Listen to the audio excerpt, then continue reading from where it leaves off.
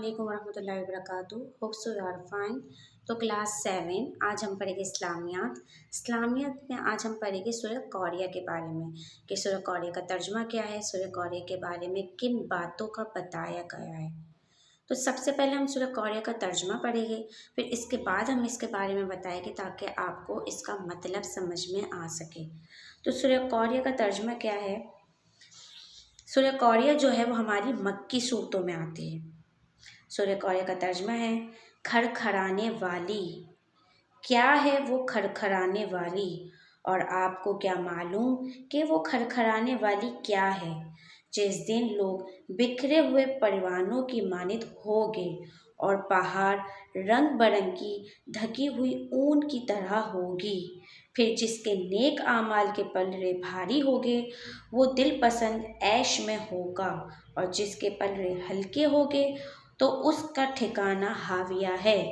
और आपको क्या मालूम कि वो हाविया क्या चीज़ है। वो भड़कती हुई एक आग है।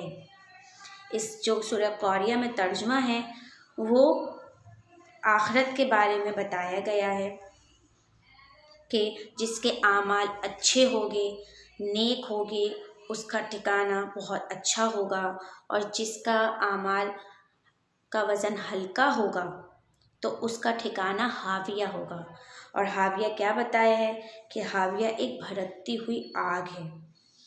इस सूरत में क़यामत के पहले मरहले से लेकर जज़ा और सज़ा के आखिरी मरहले तक पूरी आलम आखिरत का जिक्र एक साथ किया गया है।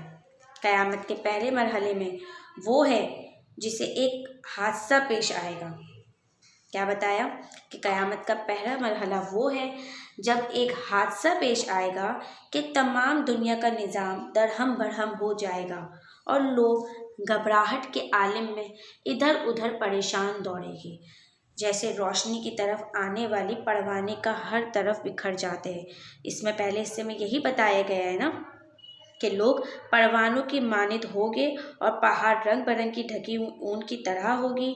फिर जिसके नेक आमाल, ठीक है, तो इसी बात को मद्देनज़र रखते हुए बताया कि लोग इधर उधर परेशान होकर दौड़ेंगे जैसे रोशनी की तरफ आने वाले परवाने हर तरफ बिखर जाते हैं, और पहाड़ ज़मीन बोस हो जाएंगे और गुर्दो गुबार बनकर ऐसे उड़ते फिरेंगे जैसे मुख्तलिफ रंग की ढकी हुई ऊन। फिर दूसरी इसमें क्या बताया गया है, दूसरे मरहले में क्या बताया गया है कि वो दिल जिसके आमाल नेक होंगे उनका पलड़ा अगर भारी होगा तो वो दिल पसंद ऐश में होगा, और जिसके आमाल हल्के होंगे उसका ठिकाना हाविया है। और आपको क्या मालूम कि हाविया क्या है, तो वो एक भड़कती हुई आग है। तो दूसरे मरहले में क्या बताया कि सब लोगों को दोबारा जिंदा होकर अल्लाह के हुजूर अदालत में पेश किया जाएगा। तमाम इंसानों के नामा आमाल का वज़न किया जाएगा, जिनकी नेकियों और बुराइयों को तराजू में डाला जाएगा। नेकियों और बुराइयों को तराजू के दोनों पलड़ों में रखा जाएगा। जिस शख्स की नेकियों का पलड़ा भारी होगा वो अल्लाह की रहमत का मुस्तहिक होगा और कामयाब ठहराया जाएगा। उसका ठिकाना क्या होगा, जन्नत होगा, और वो बहुत ऐश और बहुत आराम में रहेगा। लेकिन जिस शख्स की बुराइयों का पलड़ा भारी होगा, मतलब उसकी नेकियां कम होगी और बुराइयां ज़्यादा होगी, जिसकी बुराइयों का पलड़ा भारी होगा वो अल्लाह ताला के अज़ाब का मुस्तहिक होगा।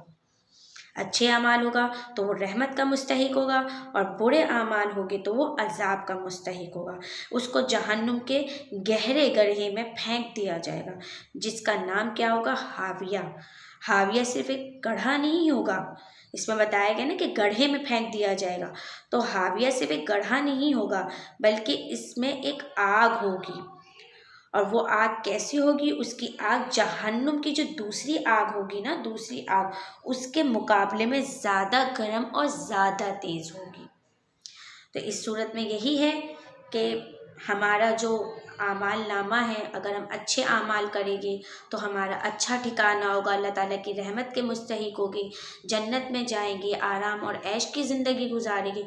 और जिनके आमाल बुरे होंगे अमाल कम होंगे, नेकियां कम होगी और बुराइयां ज़्यादा होगी, तो उनको एक गड्ढे में फेंक दिया जाएगा। और वो सिर्फ एक गड्ढा नहीं होगा बल्कि वो हाविया का होगा। और वो हाविया कैसी होगी कि वो दूसरी आग होगी, जो जहन्नुम की जो दूसरी आग है उसके मुकाबले में ज़्यादा तेज़ और ज़्यादा भड़कती हुई आग होगी, उसमें हमें फेंक दिया जाएगा, उसका अजाब हमें मिलेगा।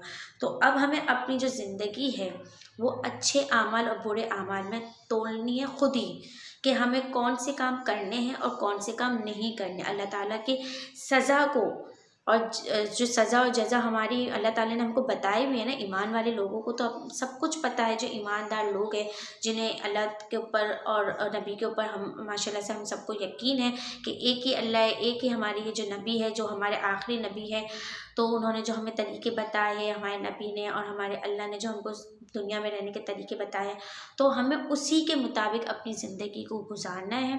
तो इंशाअल्लाह हमारी जो आखिरत की ज़िंदगी होगी वो अच्छी ही होगी। तो हमें अच्छे अमाल करने, अच्छे काम करने, ताकि हमें आखिरत में इस अज़ाब से बचाया जा सके, हम इस अज़ाब से बच सके और अल्लाह ताला हमें अपनी रहमत के मुस्तहिक लोगों में डाले और हमें जन्नतुल फिरदौस में आराम और ऐश की ज़िंदगी गुजारने का मौका मिल गए। तो इंशाअल्लाह आज से हम उम्मीद करते हैं कि हम अपने आमाल को अच्छा बनाएंगे। इसमें यही बताया गया है कि जिस दिन लोग बिखरे परवानों की मानिंद होंगे, मतलब यही कि जब हम क़यामत के बाद जब हम दोबारा ज़िंदा होंगे तो हम सब इधर उधर भागेंगे घबराहट के मारे कि ये सब क्या हो रहा है। जिस तरह परवाने रोशनी की तरफ जाते हैं, इसी तरह हम लोग भी इधर उधर जाएंगे, घूमेंगे घबराहट के मारे कि ये सब क्या हो रहा है। तो ये सारे मरहले अल्लाह ताला ने सूरत में बताए हैं। तो हमें अच्छे अमाल करने हैं, अच्छी चीज़ें करनी है, ताकि हम आखिरत में अपना हिसाब किताब जो होगा वो सब दे के हम जन्नतुल फिरदौस में जाएं, ना कि इस भड़कती हुई आग में, ना कि इस घड़े में हमें फेंका जाए। इंशाअल्लाह हम उम्मीद करते हैं और दुआ करते हैं और अहद करते हैं कि आज से हम अपनी ज़िंदगी को अच्छे कामों में लगाएंगे, जो आप सल्लल्लाहु ने और अल्लाह ने हमें ज़िंदगी गुजारने का बताया गया है, हम उस तरीके से अपनी ज़िंदगी को गुजारेंगे इंशाअल्लाह।